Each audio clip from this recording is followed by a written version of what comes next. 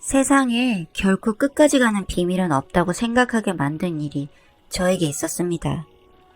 저지르는 이들은 그게 영원히 모를 거라 생각하고 시작하지만 세상에 그럴 수 있는 일은 없으니까요. 저의 기가 막혔던 결혼 생활에 대해 적어보려고 합니다. 저와 신랑은 같은 회사의 동기로 만나게 되어 지역은 다르게 배정을 받았지만 종종 연락을 하며 지내다가 제가 신랑과 같은 사무실로 배정받은 후 연인으로 발전하게 되었습니다. 신랑과 연애할 당시에 2살 많은 누나와 홀어머니와 함께 사는 걸 알게 되었고 명절이 되거나 생일과 같을 때 종종 연락도 드리고 몇 번 뵙기도 했었습니다. 당시 제가 느꼈던 시댁의 분위기는 화목한 가정 딱 그 느낌이었어요. 신랑도 저와 데이트를 하다가 맛집을 가거나 하면 사진을 찍어서 가족 카톡방에 보내기도 하고 가족들과 통화도 많이 했고요. 그러다가 저희는 결혼을 하게 되었고 결혼 후 2년 동안은 같은 지역에서 근무를 해서 별다른 문제가 없었는데 2년 후 제가 승진을 하게 되면서 지방으로 내려가게 되었습니다. 같은 회사이고 부부이다 보니 회사의 이야기를 하면 신랑과 함께 지방에서 근무를 할 수 있었는데 신랑은 함께 내려오기를 거부하고 저희는 그렇게 주말 부부가 되었어요. 처음 몇 달은 일을 적응하느라 정신이 없어서 외롭다거나 힘든지도 모르고 지나갔는데 그러는 와중에도 저희는 매주 제가 올라가거나 신랑이 내려오면서 꼬박꼬박 주말을 함께 보내고 있었습니다.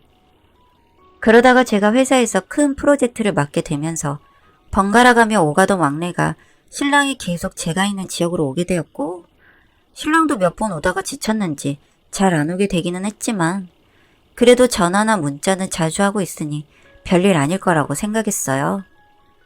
그러다가 오랜만에 주말에 신랑을 보러 올라갔는데 집에 다른 여자의 흔적들이 쉽게 보이더군요. 화장실에 빠져있는 긴 염색된 머리카락, 그리고 빨래통에 벗겨진 양말과 티셔츠, 마지막으로 속옷들까지요. 이거 웬 거야? 아, 그거 누나 거야. 누나가 종종 오는 거야? 그냥 뭐 반찬도 주고 지난번에는 동네에서 술을 많이 먹어서 자고 가기도 했지 뭐. 그래도 스킨 로션까지 있는 거 보니까 자주 오나 보네. 자주 오나? 자주 오는 것 같기도 하네. 처음에는 혼자 있는 신랑이 걱정돼서 시누이가 자주 오나 보다 감사하는 생각을 하고 식사라도 함께 대접하기 위해 연락을 했습니다. 제가 타지에 있어서 그 일을 잘 챙기지도 못하는데 자주 들여다보고 챙겨주셔서 감사해요. 아니야, 내 동생 내가 챙기는 건데 뭐. 그래도 제가 너무 감사해서 같이 식사라도 함께 하는 건 어떨까요? 그럼 좋지. 그리고 곧 저희는 만나서 근처 고깃집으로 갔습니다. 고깃집에서 신랑이 고기를 굽는데 시누이가 연신 고기를 신랑에게 챙겨주고 쌈도 싸주고 신랑은 아무렇지 않다는 듯 받아먹더라고요. 그리고 카페를 갔는데 신랑이 옆자리에 앉아서 정말 아무것도 모른다는 표정으로 연신 이런저런 이야기를 했습니다. 집으로 돌아가는 길에 신랑에게 형님이 평소에도 그렇게 쌈도 싸주고 하시냐고 물어보니 가족들끼리 사이가 좋아서 그런지 그런 걸 인식도 못하고 있었대요. 그래서 그래도 카페에서 옆자리에 앉고 계속 고기를 받아먹고 하니 질투가 나니까 조심해달라고 말했습니다. 주말 부부인데 이런 일로 싸우고 싶지 않았으니까요. 그리고 집으로 돌아가는 길에 신랑과 통화를 하는데 옆에서 여자 웃음소리가 들려서 물어보니 또 시누이가 집에 와 있다고 하더라고요. 그러면서 누나가 불러서 가보겠다며 후다닥 전화를 끊었고 저는 왠지 모를 서운한 마음이 컸습니다. 이러려고 일부러 주말 부부를 택한 건가 하는 생각까지 들었죠. 몇 달을 또 그렇게 일을 하고 종종 보기도 하면서 지냈는데 어느샌가부터 신랑이 바쁘다거나 일정이 있다고 해서 만나는 날이 줄어들었고 대부분 제가 찾아가야 겨울 얼굴이라도 볼 수 있게 되었습니다.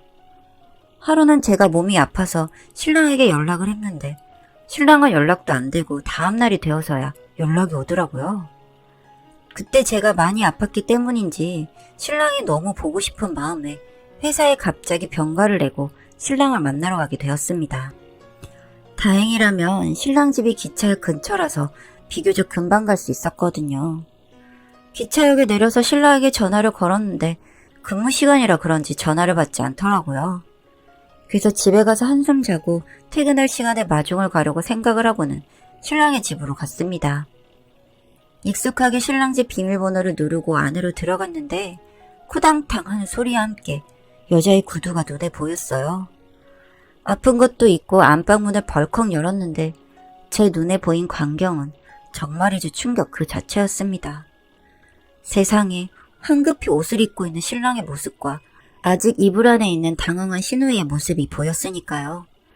지금 제 앞에 보이는 이 광경이 무언지 정말 한순간 시야가 깜깜해지는 기분이었습니다. 당신 말도 없이 웬일이야?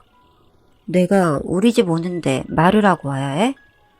그리고 전화를 안 받은 사람이 누군데 큰 소리야? 그리고 이거 지금 무슨 상황인데?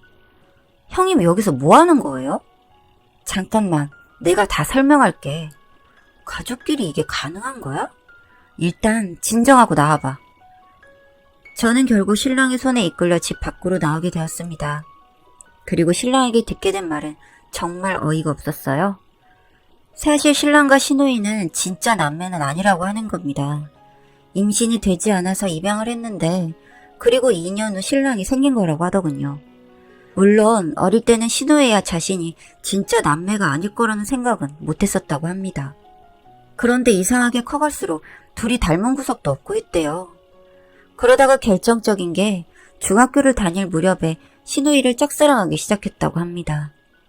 신우이를 짝사랑하면서도 가족끼리 이러면 안 된다는 걸 알고는 마음을 숨기고 지내왔는데 고등학교를 입학해서 우연히 신우이가 입양된 사실을 알게 되었다고 해요. 시아버님이 돌아가시고 집을 이사하게 되었는데 회사를 간 시어머니를 대신해서 신랑이 짐을 싸다가 옛날 입양 신청 서류들을 찾게 된 것이죠. 그래서 그때 이후 심하게 사춘기를 겪었는데 아이러니하게도 그 시절의 신랑을 다잡아준 게 신우이라고 합니다. 시어머님은 이러한 사실조차 모르고 지내고 계신다고 하고요. 아니 둘이 진짜 남매가 아니라고 해도 이게 가능한 일일까요? 본인들이 사정이 그렇다고 이게 받아들여주고 이해해줄 수 있는 문제인가요? 남편에게 그 말을 듣고 카페에서 뛰쳐나와 근처 모텔에 방을 잡고 한참을 울었습니다.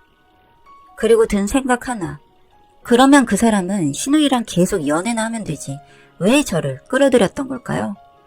저희가 회사 동기이고 저는 그저 친하다고만 생각을 했는데 먼저 밥을 먹자거나 일을 하는 여자가 멋있다거나 그리고 저 같은 사람과 결혼을 하고 싶다며 늘 먼저 이야기한 것은 신랑이었습니다. 그리고 다시 신랑에게 전화를 걸었고 신랑은 바로 전화를 받더라고요. 아까 물어보지 못한 말이 있어서. 이 마당에 내가 뭘 숨기겠어. 뭐가 궁금한데? 언제부터 둘이 만난 건데? 예전부터인 거지? 언제부턴데? 더 비참하게 만들지 마. 고등학교 때부터. 형님도 알겠다고 한 거지? 그때 입양 소식을 알고 달래주던 누나한테 먼저 고백을 한 게 나였어. 물론 받아들이기 힘들어했긴 했지만 그러면서도 나한테 의지를 하더라. 그때부터. 너 진짜 나쁜 새끼인 거 알지? 미안해. 하지만 나도 정말 당신한테 진심이야. 거지 발사기 같은 소리 하지 마. 나랑 결혼은 왜 한 거니? 나 너 사랑해. 이거 진심이야. 형님이랑 편하게 연애하려고 나 끼어들인 거 알고 있어. 그런 거 정말 아니야. 나 생각할 시간을 좀 줘. 그 말을 끝으로 저는 전화를 끊었습니다. 사실 생각하고 말고 할 것도 없이 이혼을 해야겠다 싶었습니다. 그러면서도 생각이 든 것이 이 년놈들에게 어떻게 엿을 먹여야 할까라는 생각이었습니다. 사실 주말부부를 하면서 변해가는 신랑의 모습을 보면서 정은 어느 정도 떼진 상태였는데 그런 걸 떠나서 두 사람의 연애질에 가림막으로 제가 이용된 게 분하고 너무 화가 났습니다. 그래서 그날 회사 직장 동료들과 술자리를 갖게 되었어요. 요즘 힘든 일이 있으니 같이 술 한잔 해달라고요. 그래서 술을 먹는데 그날 제 목표는 하나였습니다. 만취해버리기. 사실 제 계획이기도 했지만 사실 정말 심신 힘들어서 의지하고 싶었으니까요. 그리고 정말 제 의도처럼 저는 그날 술을 엄청 먹고 울었고 그리고 술에 취해 그동안 있었던 일들을 말한 기억이 나더라고요. 정말 너무 울어서 뭐라고 말을 했는지도 기억이 안 나고 마지막엔 필름도 끊겼는데 다음날 위로를 해주는 직장 동료들을 보며 제가 맞게 이야기를 하기는 했구나 싶었습니다. 그리고 신랑과 이혼을 했습니다. 신랑은 이혼을 하는 순간까지 시어머니에게 비밀로 해달라며 울고 사정했지만 저는 결국 그동안의 문자 내용을 시어머니에게 다 보냈습니다. 그리고 시누이와 신랑의 관계를 말했고 시어머니는 저에게 아무 말도 없었지만 신랑에게 전화가 오는 걸 보니 내용은 잘 전해진 것 같았습니다. 휴대폰 번호도 바꾸고 지방으로 내려가서 다시 근무를 하는데 직장 동료들이 하는 말이 그때 제가 술을 먹고 한 이야기가 소문이 나서 회사에서 왕따 비슷하게 당하다가 결국엔 퇴사 처리되었다고 하더군요. 그리고 또 하나 들려온 충격적인 소식은 시어머니 성격이 보통은 아닌 분이셨는데 그동안의 시누이의 입양 사실도 숨기고 살아오신 분이 데려다가 지금까지 잘 키워준 걸 이딴 식으로 감든다며 한바탕 하게 되었고 그걸 시누이가 어떻게 대처를 했는지 시어머니가 세상을 뜨셨다고 하더군요. 그리고 그 길로 그 시누이라는 여자는 감옥에 갔다고 하더군요. 여기에 더 웃긴 건 전 남편도 자신의 엄마를 잘못되게 만들었다는 이유로 그렇게 사랑했다는 시누이를 천하의 몹쓸년으로 만들어버렸다고 하는 겁니다. 참, 듣다 보니 그래도 제정신인 놈이었는지 그 여자보다는 자기 엄마가 소중하긴 했나 봅니다. 그렇게 그쪽 집안은 완전히 끝난 것처럼 보였습니다.